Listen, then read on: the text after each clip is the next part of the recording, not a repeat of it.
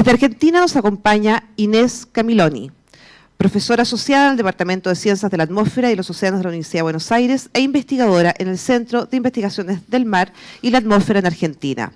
Autora del 5º informe de evaluación y del reporte especial de 1.5 grados Celsius de calentamiento global. Actualmente participa como revisora del 6º informe de evaluación del IPCC. Marcelino Collío, integrante de la Asociación Mapuche Huicuyén, de la Comuna de Lo Espejo, en Santiago de Chile. Director del proyecto Seguridad Ambiental para las zonas residenciales que deben convivir con industrias, iniciativa que propuso medidas para mitigar las consecuencias del primer incendio químico de este país ocurrido en 1995. Miembro del Consejo de Desarrollo Sustentable entre 2002 y 2010 como representante de las organizaciones ambientales del país. Pablo Market, licenciado en Ciencias Biológicas y doctor en Biología. Dirige el Departamento de Ecología de la Pontificia Universidad Católica de Chile. Ha incursionado en importantes tópicos dentro de las ciencias de la complejidad. Recientemente desarrolló una investigación sobre las consecuencias del cambio climático, sobre la biodiversidad y la emergencia de innovaciones evolutivas y sus consecuencias ecológicas. Josefina Lema viajó desde Ecuador para acompañarnos hoy. Mujer líder de la comunidad mojandita, de Avelino Dávila, pueblo otavalo de la nacionalidad quichua. Ha sido dirigente desde los 14 años de un sinnúmero de organizaciones. Hoy, presidenta, lo voy a hacer despacio, presidenta de Ampiri y Pacha, grupo de mujeres conocedoras de la medicina ancestral. Sus estudios como Yachak, es decir, sabia, los adquirió de su abuela paterna. Es reconocida como doctora en medicina ancestral por el Ministerio de Salud del Estado ecuatoriano. Activista política de toda una vida en casos de tierra, derechos de las mujeres, racismo, sobre la medicina, espiritualidad ancestral y defensora de las semillas ancestrales. Luis Krieger, oficial de Asuntos Económicos de la División de Desarrollo Sostenible y Asentamientos Humanos de la Comisión Económica para América Latina y el Caribe, CEPAL. Bienvenido, Luis. Geólogo de la Universidad Federal de Panamá, cuenta con una maestría en análisis ambiental y un doctorado en geografía económica. Ha trabajado en diferentes universidades en Brasil y Suecia, con investigaciones en el campo de la economía ecológica. Tiene más de 12 años de trabajos en diversos niveles de la Administración Pública de Brasil, incluyendo el Ministerio de Medio Ambiente. María Mercedes viaja desde Ecuador. Tiene más de 10 años de experiencia en el diseño y la gerencia de proyectos de manejo de recursos naturales y cambio climático, financiados por la cooperación internacional. Desde 2012 integra la FAO, en las representaciones de Ecuador y Chile, y en la Oficina Regional para América Latina y el Caribe. Previa a su llegada a FAO, María Mercedes trabajó en el Departamento del Ministerio de Ambiente de Ecuador, el Programa de Naciones Unidas para el Desarrollo y ONGs nacionales e internacionales dedicadas al uso sostenible de los recursos naturales y la resiliencia del cambio climático. Muchas gracias y muchas gracias a los panelistas. Mucho gusto de tenerlos acá. Y entonces, tenemos poco tiempo para esta sesión, infelizmente, desafortunadamente. Fuimos informados que tenemos que cerrar a las 5. Entonces, es un poquísimo tiempo para la sesión. El desarrollo sostenible es un tema que está tomando un cuerpo en el IPCC muy importante. Desde el 1.5 creo que se amplió la participación de los cientistas sociales y tenemos ahí específicamente un capítulo de los 5 en el informe especial de 1.5 sobre desarrollo sostenible, la reducción de la pobreza, reducción de las desigualdades. Entonces es un tema que los gobiernos acordaron que deberían ser resaltados desde el informe de 1.5. En este sexto siglo, para el grupo 2 de impactos, tenemos un capítulo específico que va a tratar de pobreza, medios de vida y desarrollo sostenible. Incluso los riesgos de cambio climático proyectados bajo escenarios de desarrollo alternativo, diferenciados por oportunidad económica y medios de vida cambiantes. Entonces, solamente para decir que esta es una temática que sí tiene una dimensión importante en los informes del IPCC. Para esta sesión, considerando lo poco tiempo que tenemos, me gustaría invitar a cada uno de los panelistas para hablar un poco sobre esta temática, y particularmente pensé que como un de los hallazgos del informe del 1.5 es que las acciones que tomamos para limitar el calentamiento a 1.5 pueden caminar de mano a mano junto con otros objetivos sociales, incluso los objetivos de desarrollo sostenible, hablar un poco de esta relación entre desarrollo sostenible y también los objetivos de desarrollo sostenible. Las sinergias, los trade-offs o las compensaciones, las barreras. Entonces, si podrían también hablar un poco sobre esos aspectos relacionados a esas sinergias con los objetivos de desarrollo sostenible, sería tal vez una contribución importante para este panel. Empezamos del lado izquierdo. Gracias. Gracias. Claro, desde la FAO para nosotros es muy importante hablar de las sinergias en desarrollo sostenible y en el marco de los ODS desde el sistema alimentario. Nosotros definimos el sistema alimentario aquella cadena que maneja la producción de los alimentos, la transformación, la distribución y luego el consumo. Existen sinergias ahí para una reducción o mitigación de gases de efecto invernadero que nos llevan a vincular al sector agricultura, con el sector transporte, con el sector comercio, con incluso hablar desde el consumo con sectores sociales, ¿no es cierto? Existen muchas posibilidades de generar sinergias si nosotros proponemos una producción de alimentos desde una agricultura sustentable, que es lo que hablábamos en el panel anterior, pero también desde el trabajo en la reducción de gases de efecto invernadero en el sector transporte, que es quien lleva los alimentos hasta el consumidor, y también reducir el número o la cantidad o el impacto que tienen las pérdidas y desperdicios por el lado de los consumidores. Entonces, también estamos hablando de que esta producción sostenible tendría muchísima posibilidad de distribuirse luego en la comercialización, llegando a través del Estado a las escuelas, a alimentación escolar, incluso a los hospitales públicos. Entonces, estaríamos hablando también de las sinergias entre el sector social y la agricultura, que nos lleva a tener en los sectores sociales una alimentación no solo más nutricional, sino también con un menor impacto en la huella de carbono. Ahí encontramos nosotros sinergias importantes entre los distintos sectores, vinculamos ahí evidentemente el trabajo con mujeres, con pueblos indígenas, entonces tenemos trabajos de ODS 1, reducción de pobreza, ODS 2, la reducción del hambre, del ODS relacionados con acción climática, el 13, género también. Hay muchísimas posibilidades que podemos encontrar ahí. Sí, muchas gracias. Vamos entonces así, en secuencia. Gracias. Gracias, Thelma. Bien, después estamos finalizando el día de hoy y después de este vistazo que tuvimos, los tres reportes juntos, o sea, una presentación interesante, importante de un punto de vista de lo que pasa en nuestra realidad. Mi palabra sería, que yo podría seleccionar una palabra para decir, sería desconexión. Hay una desconexión profunda entre nuestra realidad, apuntada por la ciencia, apuntada y materializada por los reportes del IPCC, y las políticas públicas que tenemos.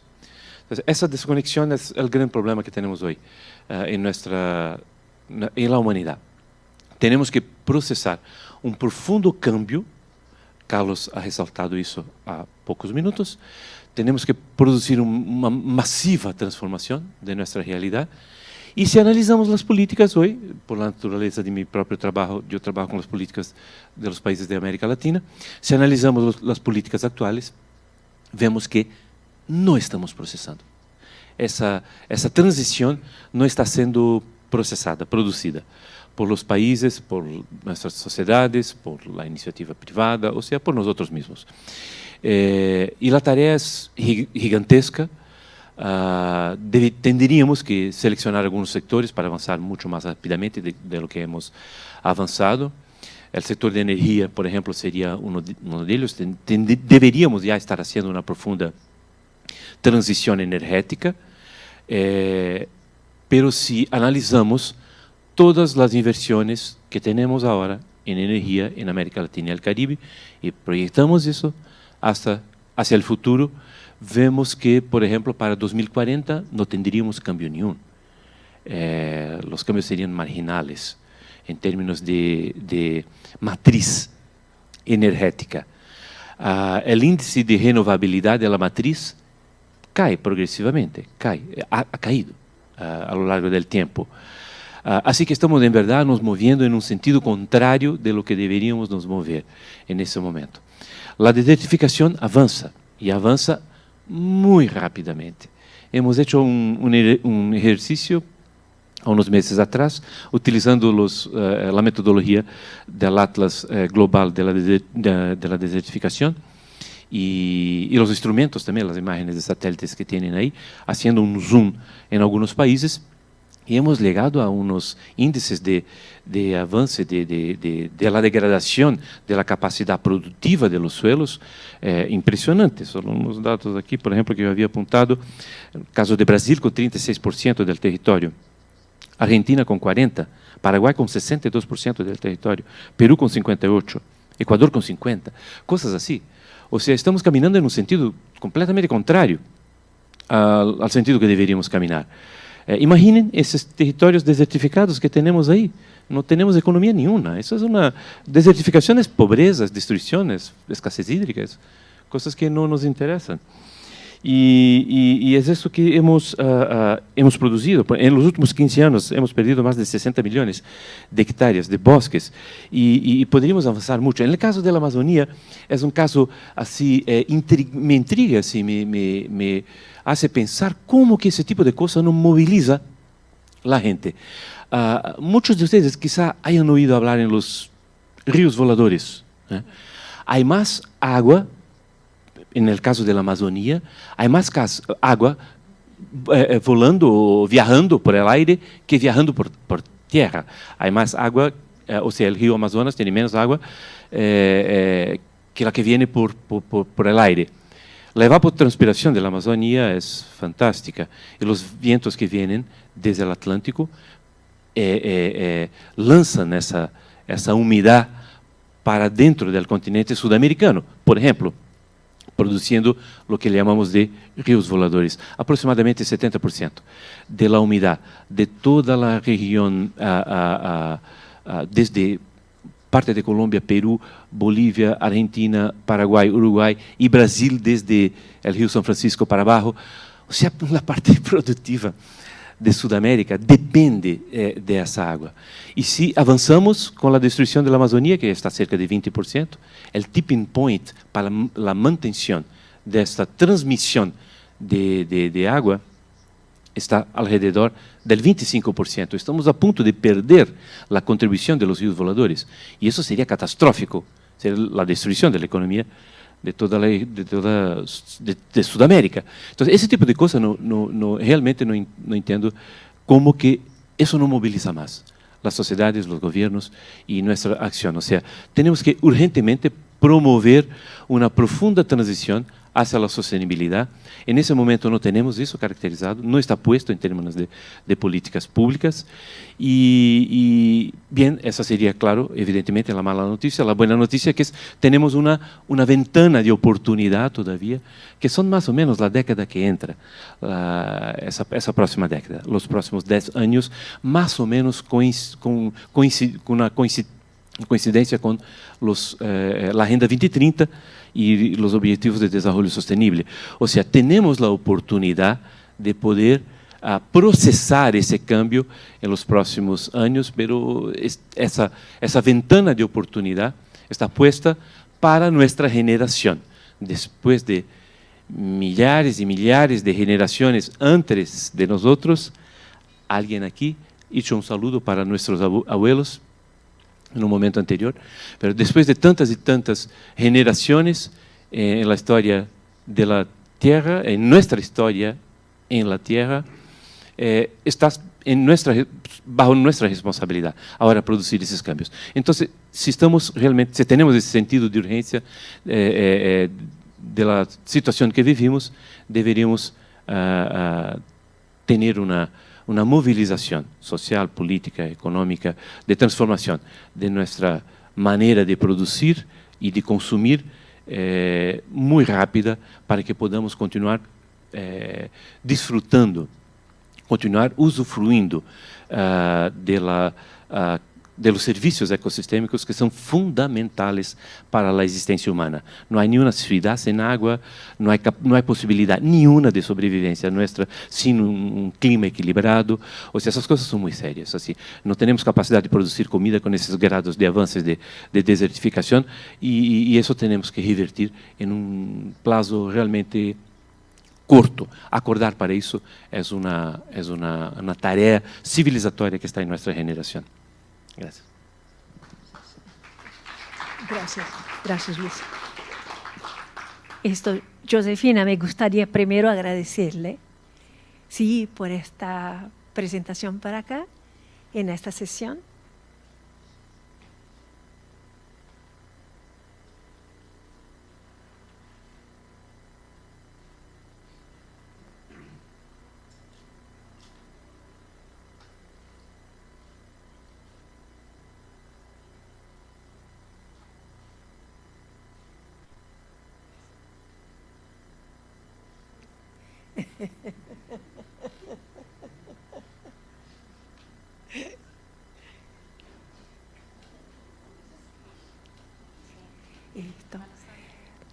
Josefina, me gustaría entonces tú pudiera, si mamá podría contribuir para esa sesión de desarrollo sostenible, la visión de los pueblos también indígenas. Yupaychani tukui kaipikal ayllukunata ñuqaka pueblo Quichua Otavalomanmi kani, ñuqa shutimi kan Josefina, ñuqaka mama yachanmi kani. Y bueno, agradeciendo ha reconocido en este espacio muy importante como parte científica, la historia científica que está ustedes realizando. Nosotros también tenemos asimismo nuestro conocimiento ancestral. Eso nadie no conoce, eso está reservado en nuestras comunidades, nuestras familias, y eso venimos a compartir, a ver cómo estamos nosotros de los pueblos indígenas, diferentes sectores, diferentes países. Y eso queremos compartir ahorita. Nosotros no podemos trabajar con tecnología, ni siquiera sabemos manejar ni un celular. Y nosotros manejamos más práctico y presente para que esté junto, y es como el parte de la familia.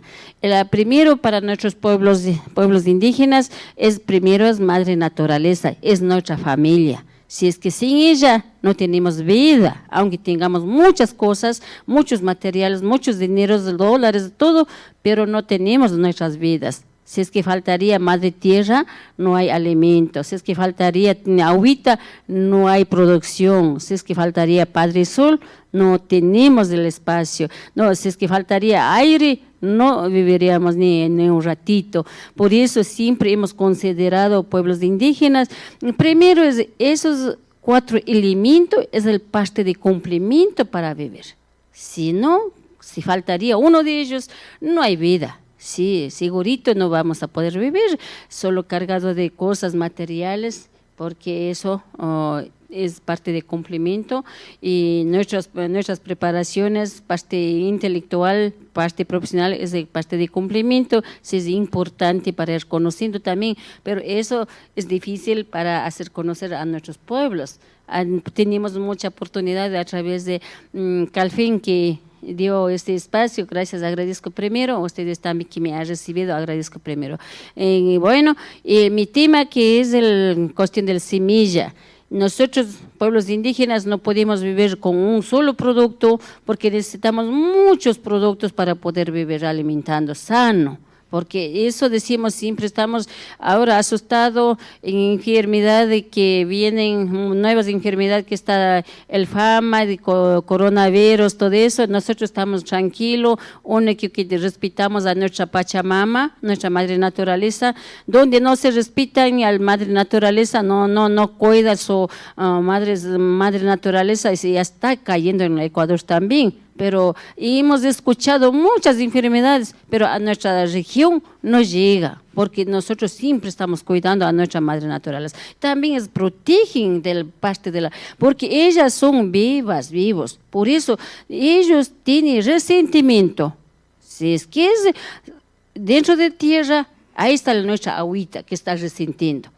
Estamos de afuera, encima, en este caipacha, está resentiendo nuestra madre naturaleza. Por eso hay incendios, por eso hay muchas, como dicen, aflojo de los terrenos, laderas, todo eso. Porque eso tenemos que comprender. Eso nadie no se dice, parece que no estudian esos espacios también, porque también es importante conocer por qué hay muchos de ese resentimiento de la madre naturaleza. Nosotros ya sabemos que eso está el problema, porque estamos haciendo mucho daño nosotros humanos, por eso está resentido. Porque siempre nosotros trabajamos, nosotros pueblos indígenas no trabajamos para comercializar hartos, porque solo trabajamos para servir pueblo nomás. Solo sacamos mercados populares, mercados pequeños, primero para nuestra comunidad y para nuestra familia. Cuando sobra, nosotros sacamos los productos de afuera, pero no sacamos para solo hacer mucha plata, pero claro, es importante para compartir a otros países, mandarle los productos, pero no estamos agradeciendo a Madre Naturaleza, no estamos agradeciendo Madre Tierra, la agüita y el sol, Padre Sol que está dando toda la producción, no estamos volviendo a dar a comer vuelta a nosotros, parte de nosotros. Pero nosotros, pueblos indígenas, siempre cada año agradecemos a Madre Naturaleza, pagamos a nombre de la comunidad, a nombre de la familia, pagamos para cosechar buen fruto, pagamos para que no caiga cualquier plagas, cualquier cosa. Eso pagamos nosotros, entregamos primero, enterramos a la Madre Tierra en el nombre de la comunidad o nombre de la familia, y ahí nosotros cosechamos, pero hace granitos, productos sanos, no cogen ninguna maleza. Si sacamos, nosotros no esperamos, no sé cómo que utilizar parte químico de abonos, fumigaciones, nada. Voluntad de Pachamama, tienes que dar, eso esperamos. Eso es nuestro trabajo que hacemos. Lo mismo, así mismo los productos, cada producto para cada cosa. No comemos los mismos productos haciendo diferentes preparaciones. Por ejemplo, el maíz, tenemos maíz para cada cosa, para chicha, para colada de, para mote, para chuclo, para cada cosa, para chicha. Nosotros tenemos para cada cosa que necesitamos y eso sembramos, eso sabemos ya preparando. Eso es para nuestro trabajo que siempre estamos compartiendo y también invitamos, sigamos cada uno de nuestros espacios que sigamos aportando para cuidar nuestras territorios, nuestras madre naturaleza, todo eso. Le invitamos a ustedes que están haciendo su espacio, nosotros también nos vamos a seguir cuidando, resistiendo todas las cosas que están viniendo. También si tenemos mucho problema, nosotros pueblos indígenas, como mujeres indígenas, como somos madre, necesitamos muchas agüitas sanas, limpias, y no queremos que entre como es de empresas transnacionales que entran para dañar el sector que donde está saliendo nuestras agüitas. Eso preocupamos más principalmente. Eso es nuestra esperación. Estamos ahorita aquí para compartir cualquier cosa, nos vamos a estar compartiendo. Gracias. Muchas gracias. Muchas gracias. ¿Y Pablo?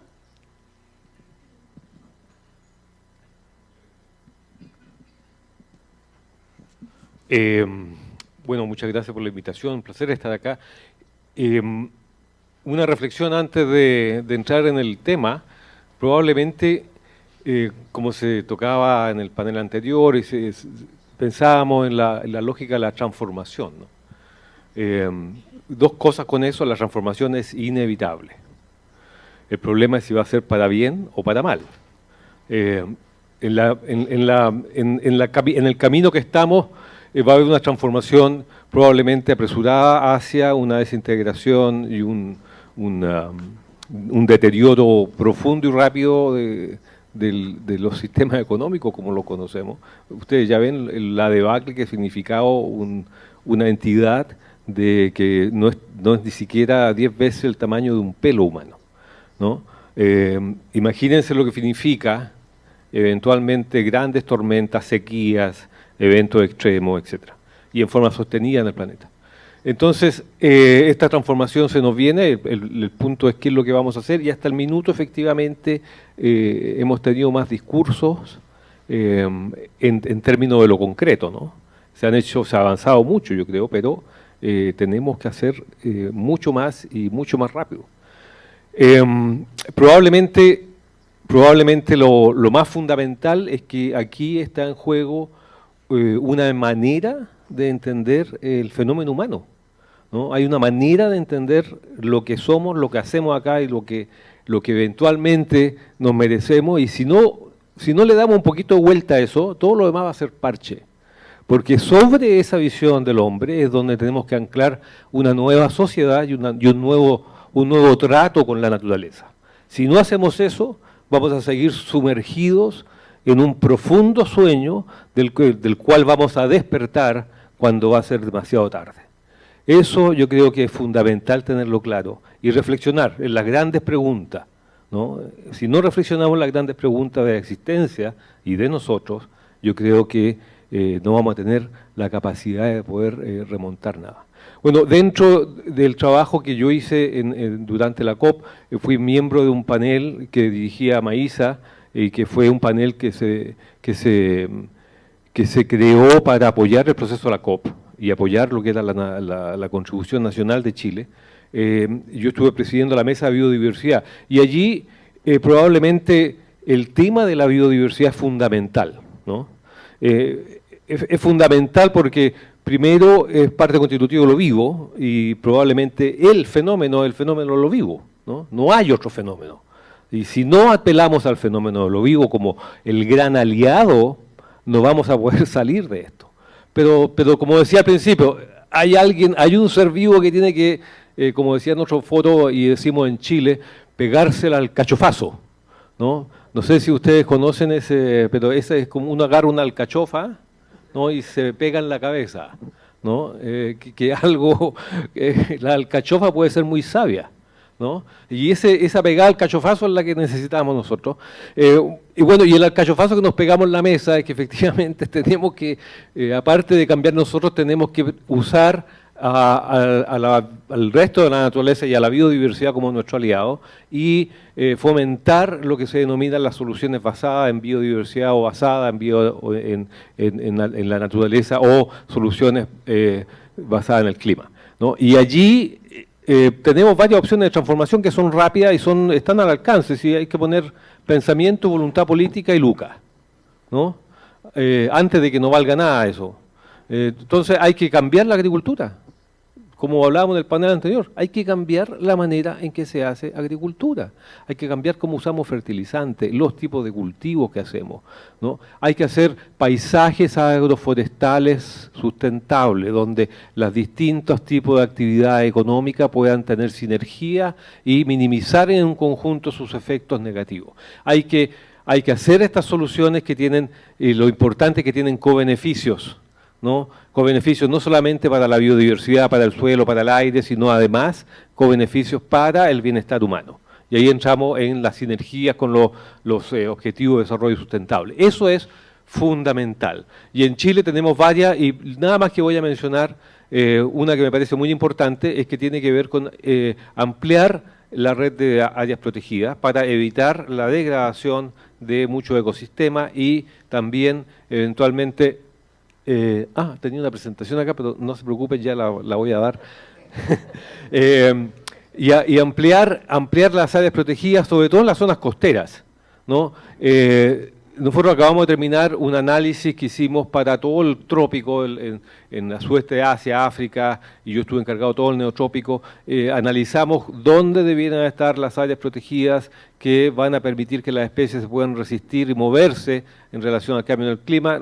Analizamos más de 200.000 especies de plantas y animales, y en el caso de Chile, bueno, aparte de todos los Andes que son fundamentales para esto, ¿no? En el caso de Chile, las áreas costeras son fundamentales. La costa de Chile Central, que está amenazadísima, es donde el impacto del cambio del clima efectivamente en la disponibilidad hídrica va a ser pero terrible.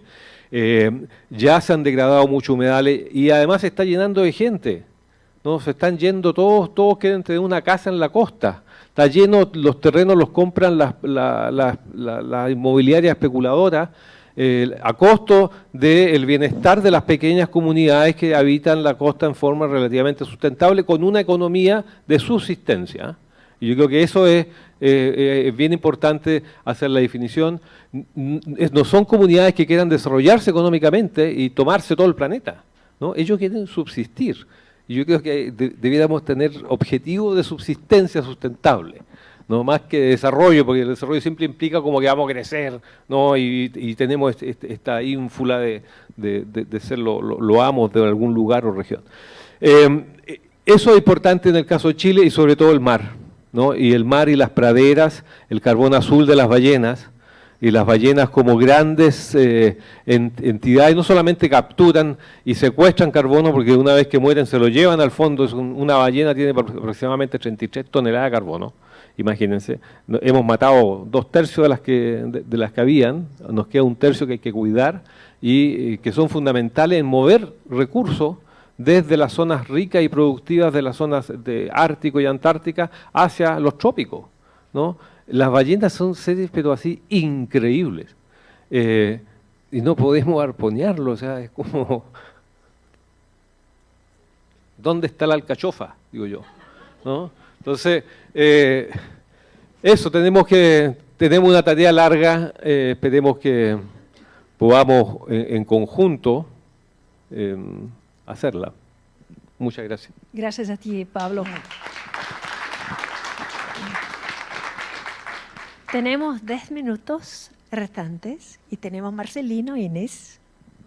Entonces, por favor, Marcelino. Mari Pupeñi, Mari Pulamien, Mari Compuché.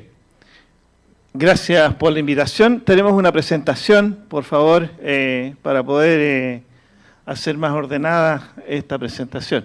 ¿Ya?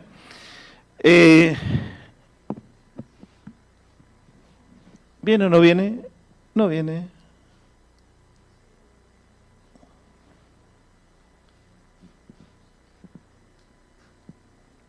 Ahí está. Ya. Bueno, saltémonos esta porque esta es la presentación que ya se hizo. Quizás lo único que habría que agregar ahí, que además de eso soy vocero de la Asamblea por el Pacto Social, generada después del 18 de octubre del año 2019. ¿Va a mover la de Ayala? Acá no hay nada. Ah, ahí viene, acá. A ver. ¿Cómo esto? A ver ahí. Nada. Para allá. Ahí estamos, ya.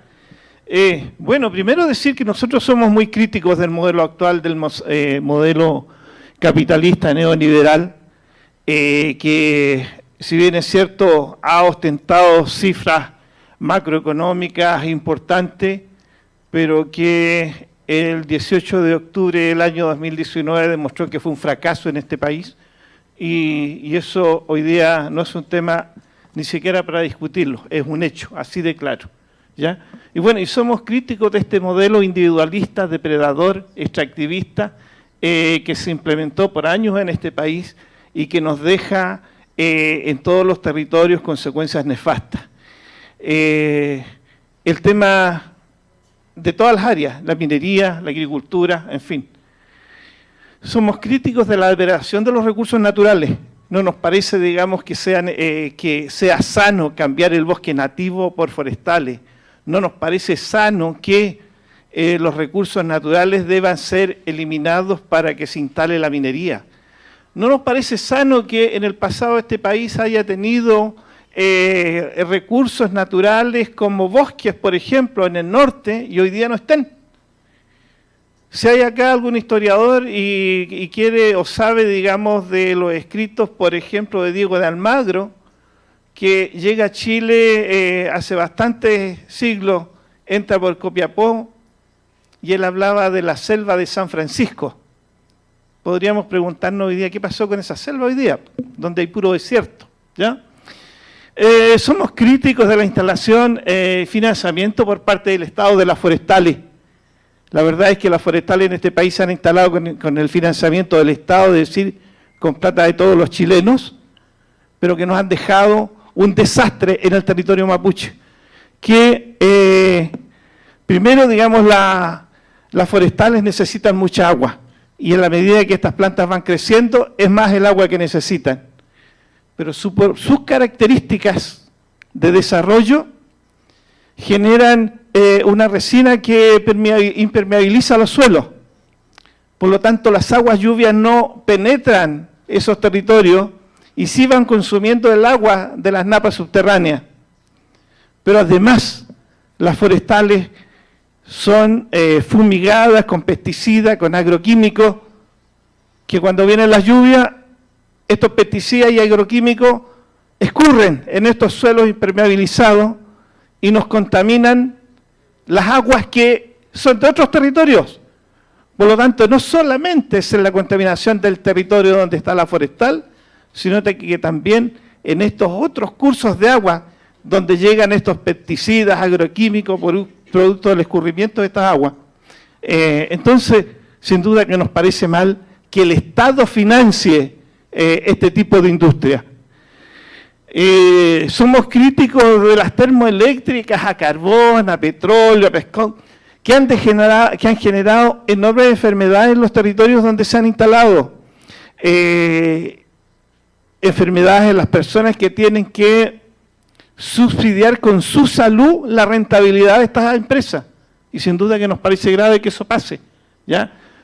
Somos críticos de las zonas de sacrificio que se han instalado en este país, donde muchas personas hoy día, producto de esto, tienen que estar condenadas por el resto de su vida a tener cáncer, a tener malformaciones, a tener una cantidad de secuelas, producto de que el Estado decidió que esa zona tenía que sacrificarse por el crecimiento o desarrollo del resto del país, pero que en realidad es la utilidad para un sector muy reducido de la población.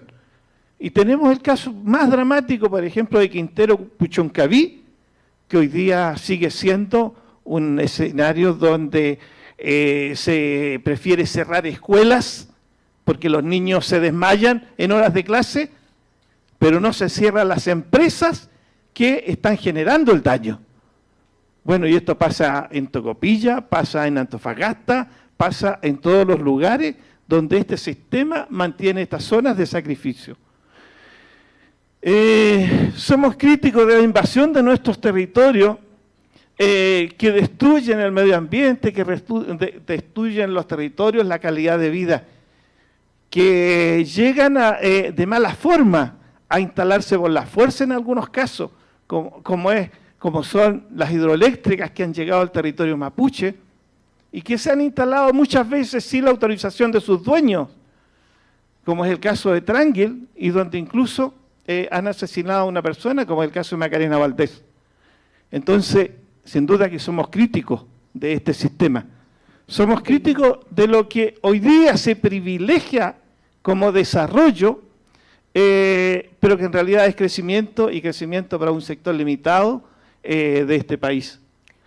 Marcelino. ¿Cuáles son nuestras propuestas? Marcelino, no tenemos más tiempo. Bueno, pero termino en 5 minutos. Sí, pero ya. Y tenemos Inés. Ya, entonces. Y tenemos solo 2 minutos. Ya, mira.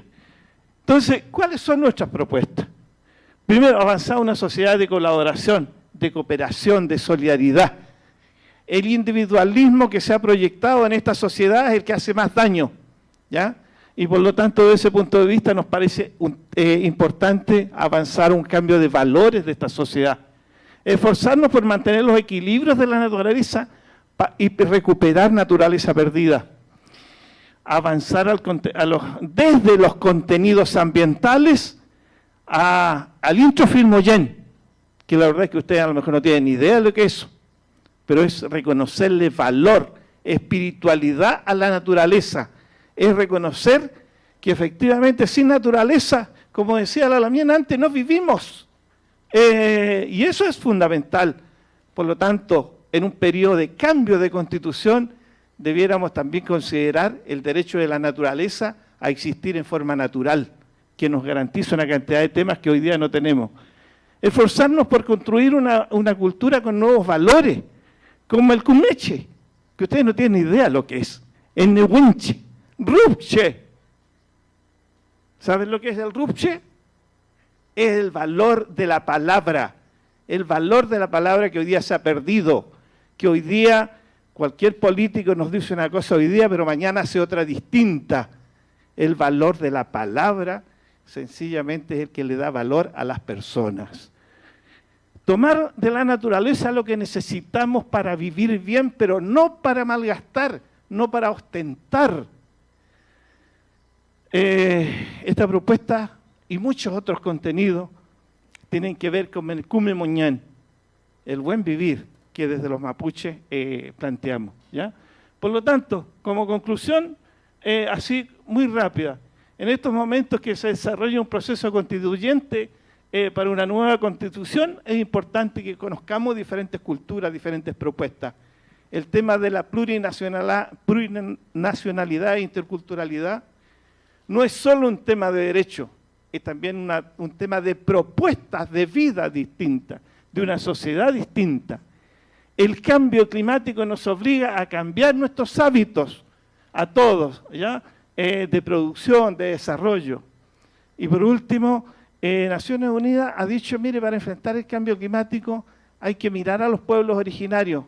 Y la verdad es que en este país eso no se escucha, no se ve. Es importante que eso lo hagamos, ¿ya? Muchas gracias. Gracias a ti, Marcelino. Gracias. Y para finalizar, Inés. Sí, lo hago muy breve.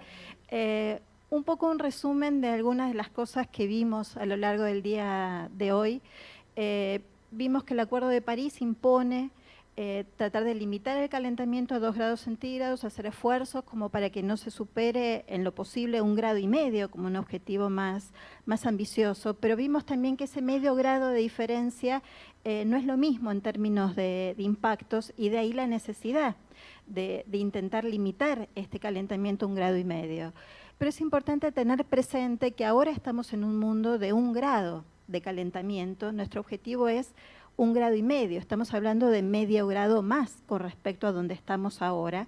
Por lo tanto, estamos hablando de un mundo que va a ser peor del que tenemos actualmente, y en ese sentido la mitigación cumple un rol central para que no superemos y no sigamos la trayectoria en la cual nos estamos moviendo, donde nos encaminamos a calentamientos que superan los 3 y llegan a 4 grados centígrados tal vez, pero la adaptación cumple también un rol central, porque estamos hablando de un mundo más caliente del mundo en el cual estamos viviendo ahora.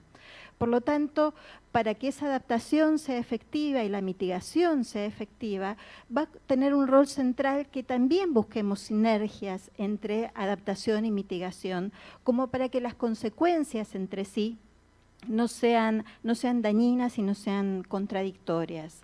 Y en ese sentido, si queremos darle un rol importante a la mitigación, la transición energética, convertir energías o hacer un mayor uso de las energías renovables, la transformación del uso de combustibles fósiles hacia las renovables o la utilización de la bioenergía por ejemplo, implican también un rol muy importante en lo que tiene que ver con el trabajo y el mundo del trabajo. Y por lo tanto también tenemos que pensar, cuando estamos hablando de desarrollo sostenible, en que tiene que haber una transición justa de este mercado de trabajo para que todos se sientan incluidos, para que no quede personas, no quede gente marginada de esta transformación. Por lo tanto, alcanzar los objetivos de desarrollo sostenible para cada uno de los países y particularmente para los países del mundo en desarrollo, los países de América Latina, tiene que convertirse en políticas de Estado, en políticas que trasciendan el color político en el cual cada uno de nuestros países puede estar envuelto circunstancialmente, porque lo que necesitamos es que sean políticas que se sostengan en el tiempo, principalmente. Sí, muchas gracias, Inés. Sí, fue una lástima que este panel tuve que se reducir a la mitad. Entonces teníamos planeado una discusión más larga, más que infelizmente no podemos entender. Entonces, pero creo que con las ponencias que tuvimos, diferentes visiones, diferentes perspectivas, entonces creo que también fue una sesión rica, con diferentes olhares, ¿no? Con diferentes visiones. Entonces agradezco a Inés, a Marcelino, a Pablo, Josefina, Luis y también María, sí, sorry, disculpe. Y también agradezco a todos ustedes que tuvieron la paciencia de estar conmigo todo el día de hoy y quizá nos vemos mañana también. Muchas gracias a todos, muchas gracias.